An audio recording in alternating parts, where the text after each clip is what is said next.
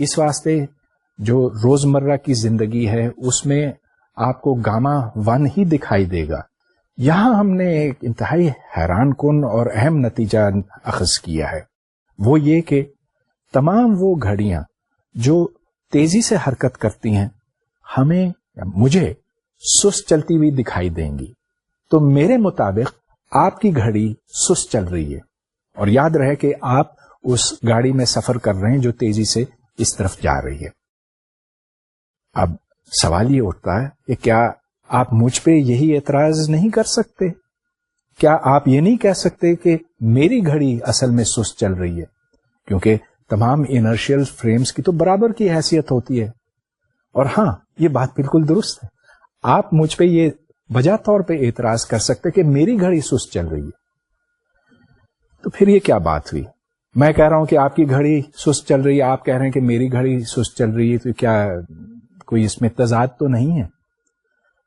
اصل میں اس میں کوئی تضاد نہیں ہے. بات اصل میں یہ ہے کہ ہم جس طرح سے وقت ناپتے ہیں اس کے حساب سے میری بات بھی اور آپ کی بات بھی درست ہے. عام طور پہ جس رفتار پہ ہم سفر کر سکتے ہیں وہ اتنی کم ہے کہ اس سے کوئی فرق ہی نہیں پڑتا کہ میرے ٹائم میں اور آپ کے ٹائم میں فرق کتنا ہے. اب یہ دیکھیں کہ جو تیز ترین راکٹ ہے وہ 25,000 یا 50,000 میل فی گھنٹے کے حساب سے سفر کرتا ہے، لیکن اگر آپ اس کا گاما نکالیں تو وہ بنے گا 1.00 کچھ. لہذا ہماری روزمرہ کی زندگی میں آئنسٹائن کی ٹائم ڈائلیشن کا تو ہمیں احساس ہی نہیں ہوتا کہ ایک گھڑی سست چل رہی ہے دوسرے کے مقابلے میں. لیکن جو باریک ذرے ہیں یا ایلیمنٹری پارٹیکلز ہیں وہ تو روشنی کی رفتار کے نزدیک سفر کر سکتے ہیں، اور ان کی رفتار بعض دفعہ اتنی تیز ہوتی ہے کہ وہ 0.9999 times the speed of light پر حرکت کرتے ہیں. ایسی صورت میں گاما کی ویلیو 1 سے کافی قریب ہو سکتی ہے. تو اس مثال میں ایک ایلیمنٹری پارٹیکل جو میون ہے وہ لیبورٹری میں سے گزر رہا ہے at 3/5 of the speed of light. Normally muons جو ہیں بہت تیزی سے ختم ہو جاتے ہیں، وہ دوسرے پارٹیکلز میں ڈیکے ہو جاتے ہیں، لیکن کیونکہ یہاں گاما کی ویلیو اتنی کم نہیں ہے، یہاں پر تو 5/4 ہے، تو اس واسطے یہ تھوڑی زیادہ دیر تک زندہ رہے گا. مطلب یہ کہ ڈیکے ہونے میں تھوڑی سی زیادہ دیر لگائے گا. البتہ یہاں پر گاما تو صرف 5/4 1.25 ہے. ایسے بھی ہو سکتا ہے کہ گاما 10,000 ہو یا 1 ملین ہو. کچھ پارٹیکلز ہیں جو روشنی کی رفتار کے اتنے قریب جاتے ہیں کہ gamma can be many thousands. ایسی صورت میں ایک پارٹیکل جو نارملی چٹکی بجانے سے بھی پہلے ختم ہو جاتا خاصا فاصلہ طے کر سکتا ہے، اور یہ ہم اپنی لیبارٹریوں میں روز دیکھتے ہیں. مگر اب میں ایک اور مسئلے کی طرف آنا چاہتا ہوں.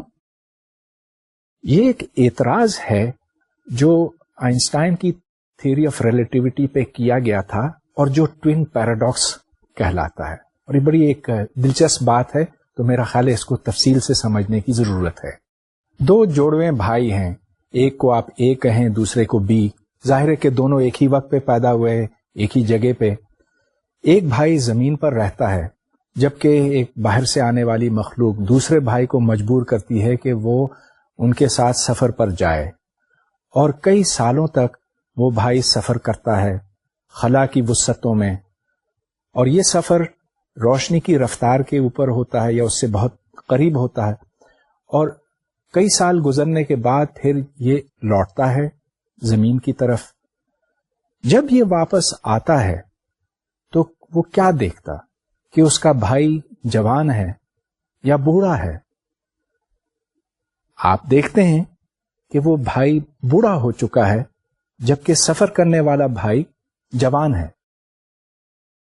اب اگر آپ اس مسئلے کے اوپر تھوڑا سا غور کریں تو آپ کو کچھ بڑی عجیب و غریب باتیں دکھائی دیں گی. اگر تھیوری آف ریلیٹیوٹی کا یہ تقاضا ہے کہ تمام فریمز برابر ہیں تو پھر اے یہ کہہ سکتا ہے کہ بھی بوڑھا ہو گیا اور بی یہ کہہ سکتا ہے کہ اے بوڑھا ہو گیا. لیکن اب عملاً ہم یہ دیکھتے ہیں کہ وہ شخص جو سفر کر کے واپس آتا ہے اس کی عمر کم ہے بنسبت اس شخص کے جو زمین ہی پر موجود تھا. تو پھر یہ کیسے ہو سکتا؟ یہ سیمیٹری کیسے ٹوٹی؟ اس کی وجہ سمجھنا مشکل نہیں ہے. یاد رہے کہ ہم نے دو انرشل فریمز کی برابری کا تقاضا کیا تھا. آئنسٹائن نے یہ کہا کہ یہ انرشل فریم اور وہ انرشل فریم دونوں ایک جیسے ہیں، دونوں کی برابر کی حیثیت ہے. لیکن وہ بھائی جو سفر پر گیا اور پھر لوٹ کر آیا، کیا وہ انرشل فریم میں تھا؟ ذرا سوچیے اس کے اوپر. نہیں، وہ انرشل فریم میں نہیں تھا، کیونکہ اس نے اپنی رفتار پہلے بڑھاتا چلا گیا اور پھر بالآخر اپنی منزل پہ پہنچا. وہاں سے پھر وہ پلٹ کر واپس آیا، تو اس کی رفتار مستقل بدلتی رہی. پہلے بڑھی، پھر کم ہوئی، پھر مخالف سمت میں بڑھی، پھر کم ہوئی. لہذا اس کے اوپر فورسز نے عمل کیا. وہ انرشل فریم نہیں ہے. اور اس واسطے یہ کہنا کہ دونوں بھائیوں کی عمر برابر ہونی چاہیے، یہ بھی درست نہیں ہے. سو دیر از نو ٹوین پیراڈاکس. اگرچہ اس زمانے میں اس پاسبلٹی کو استعمال کیا جاتا تھا تھیوری آف ریلیٹیوٹی کو ڈسکریڈٹ کرنے کے واسطے، اس کو غلط قرار دینے کے واسطے، لیکن یہاں ایسی کوئی بات نہیں ہے کیونکہ یہ انرشل فریمز کی بات بھی نہیں. دنیا کی بڑی لیبارٹریوں میں آج ٹائم ڈائلیشن کو بارہا دیکھا جاتا ہے، اور یہ دیکھا جاتا ہے کہ وہ پارٹیکلز جو روشنی کی رفتار کے بہت قریب ہیں بہت طویل عرصے تک زندہ رہتے ہیں، جبکہ وہ پارٹیکلز جو کھڑے ہیں یا جن کی سپیڈ بہت کم ہے بڑی تیزی سے ختم ہو جاتے ہیں. تو ڈیفینیٹلی یہ اس بات کی دلیل ہے کہ آئنسٹائنز تھیوری آف اسپیشل ریلیٹیوٹی درست ہے. اور اس کے باوجود تھیوری آف ریلیٹیوٹی کو پھر بھی بار بار پرکھا جاتا ہے اس کو مزید ٹیسٹ کرنے کے واسطے. تھیوری آف ریلیٹیوٹی کی ایک اور بہت دلچسپ بات ہے جس کی طرف اب میں آنا چاہتا ہوں، اور وہ یہ کہ وہ اجسام جو تیزی سے اس سمت میں حرکت کرتے ہیں، اگر ہم ان کو دیکھیں تو ہمیں وہ پچکے ہوئے دکھائی دیتے ہیں. تو اگر ایک راڈ ہے 1 میٹر لمبا ہے اور وہ یوں جا رہا ہے، آپ کی طرف آ رہا ہے، تو مجھے یوں دکھائی دے گا جیسے کہ اس کی لمبائی 1 میٹر نہیں 1 میٹر سے کم ہے. کتنی کم ہے؟ اس کا انحصار اس بات کے اوپر ہے کہ وہ کس تیزی کے ساتھ حرکت کر رہا ہے. اس کو لورینس کانٹریکشن کہتے ہیں، اور اب میں اس کا فارمولا ڈرائیو کرنا چاہتا ہوں.